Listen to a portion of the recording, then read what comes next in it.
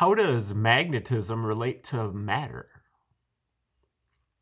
That's the question for today. Hi, everyone. I'm Thomas, and welcome to my channel. I do mostly educational videos, informational videos, mainly on topics off the beaten path, but I think that are crucially important, especially at this Great Awakening stage. But usually not very well known.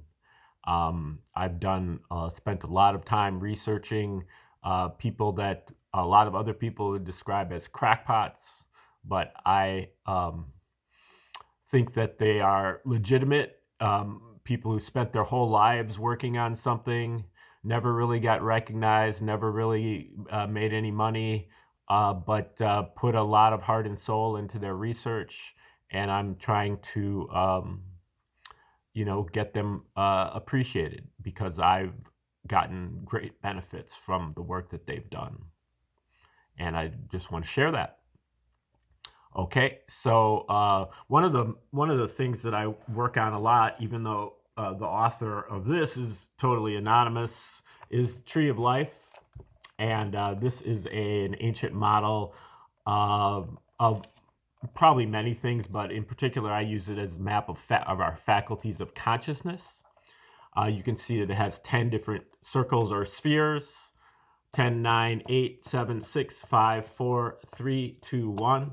There's also a thing here called the abyss, and then there's a 0 that is above the tree entirely. They're connected with all kinds of different lines that you can see the pattern there. And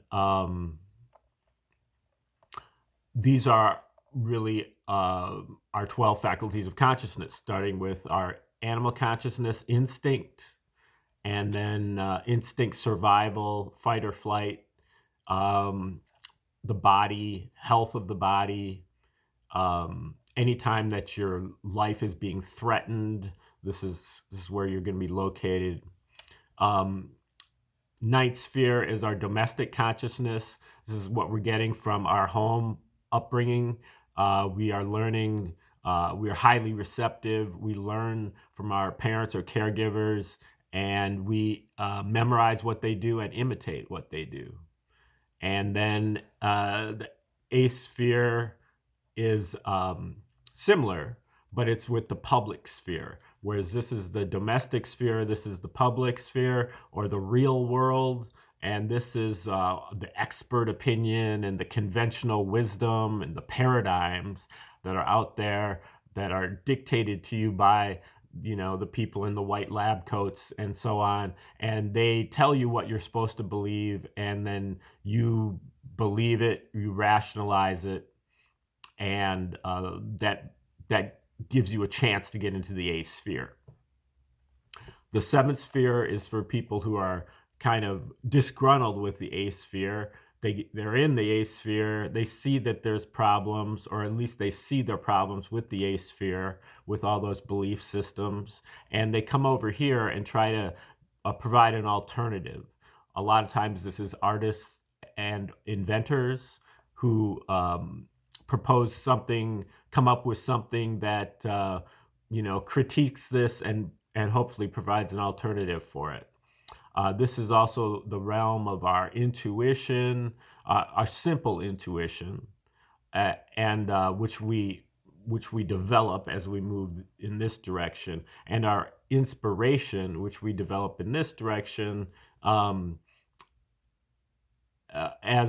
our 1%. 1% inspiration, 99% perspiration to move up in this direction. So this sixth sphere here is at the center of the tree, connected with everything, and it is our free will faculty. This is our ability to make decisions and to pay attention. Unfortunately, most of the time we spend this is our center, so this is where we are in general. This is a map of the tree, its map says you are here, and but unfortunately, we normally are spending our time pointing at the bottom of the tree with our attention, paying attention to the bottom of the tree. The attention is really kind of like a vector, it's a direction. So what we need to do is we need to turn the vector or turn the direction around so that we're facing the upper part of the tree into our spiritual aspects, our higher consciousness. And then so at the fifth sphere, we our first faculty of the higher consciousness is our sense of justice, and this corresponds with our sense of natural law. So we're able to we're able to intuit what the natural law is here at the fourth sphere, and then the law itself is enforced here at the fifth sphere. So this is the articulation through intuition and other things such as investigation, experimentation, and observation. And then that law or cosmology or theory of everything is applied here or enforced here at the fifth sphere. This is also our universal love, unconditional love, and the universal language, telepathy, but also other forms of nonverbal communication, and just things that maybe go beyond our mental forms of communication, such as music, rhythm, body language. So then here, this is the abyss. This is our psychic powers, our ability to tune into and recognize omens. This is, omens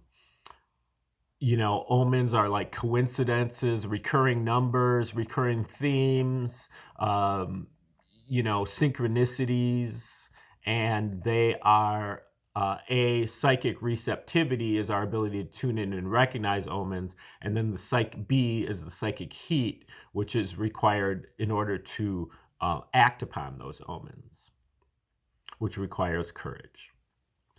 Okay, then the third, second, and first sphere are our divine faculties: omnipotence, all-powerful; omniscience, all-knowing or wisdom; and then omnipresence, all present, all at once, the all, the end, and the eternally. And then the zero above the tree is really kind of what the creator reserves for itself. So this is the aspect of the creator that we are not privy to, or that we only have indirect access to. It's like the deepest aspects of the creator, where this is more like the surface of it. Okay, so those are really that's a thumbnail of how the 12 different faculties of consciousness operate. Now, what I do with my model of the tree is I place the whole tree onto each one of the spheres to break it down into 12, break down each one of the spheres into 12 component parts or aspects or fractals. And so you end up with 144 total different fractal faculties, or what I call stages of life. But the stages are not really chronological stages, they're dramatic stages. So 144 different dramas that we negotiate as we move through life. If you'd like a complete list of those faculties, then just click the link in the description, and I'll send you out a free copy of that list, and it will help you to follow along as I go through all of these videos. Today's video is number 85, stage number 85. How does magnetism relate to matter? And this one right here is in the abyss. So this is in the psychic powers. And as we talked about yesterday, the psychic powers are really related to electromagnetism. And so the electrical part of the electromagnetism is located in the abyss fractals. So, there's a certain part of the electrical qualities, electrical aspects that are in the abyss fractal of the fourth sphere, or the abyss fractal of the sixth sphere, or the abyss fractal of the seventh sphere, and so on.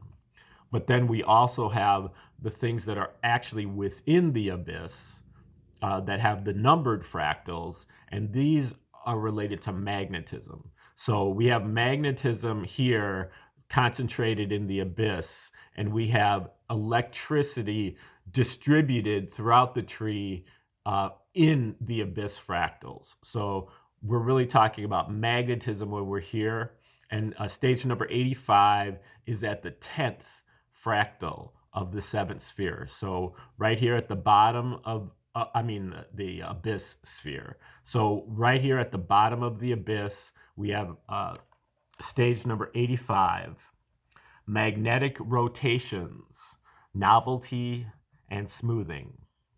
Stage number 85 is about two alternating magnetic motions entering one after another. Magnetism is two-dimensional, while electricity is one-dimensional. There are two magnetic rotations in all atoms. This is uncharged magnetism. They each share one of their dimensions with each other. Together, they determine the 3D volume of the atom and many other atomic properties. The two alternating magnetic rotations of an atom are rows of the periodic table. The first is a new influence, and the second is a shock absorbing reaction to the first. Magnetic rotations, novelty, and smoothing. Two 2D rotations, solid rotations, rotating surfaces, two in an atom, dictate atomic volume and determine interatomic distance. Combinations of the two make the noble gas series. Electric rotations are needed to fill in the gaps between the noble gases. Magnetic is the magnitude of the interaction. Electric is the attraction or repulsion. For novelty, we must be able to create. No novelty, then it's not an action, but a reaction to something else, a memory. Magnetic rotations go up to 4. The two alternate. Electricity and magnetism are just reciprocals, also powers of each other. Magnetism is the surface or faces, and electricity is the edges of a platonic or a solid.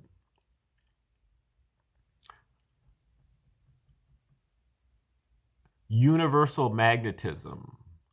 2 of 4 kinds of magnetism: paramagnetism, diamagnetism, ferromagnetism, and antiferromagnetism for all elements or molecules. Psychic ability is just life communicating through 3D time or atoms.